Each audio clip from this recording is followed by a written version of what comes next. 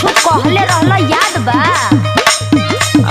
ऐसन तो कोनो बात ना याद आवत ह। अच्छा तो कटनी हो गई तो भुला गइल? ओहो, अरे बताइबू कि बुझनी बुझाइबू? आ तू का इतना भूमिका बनावेलू हो? कौनो बात सीधे सीधे ना बोल सकेलू?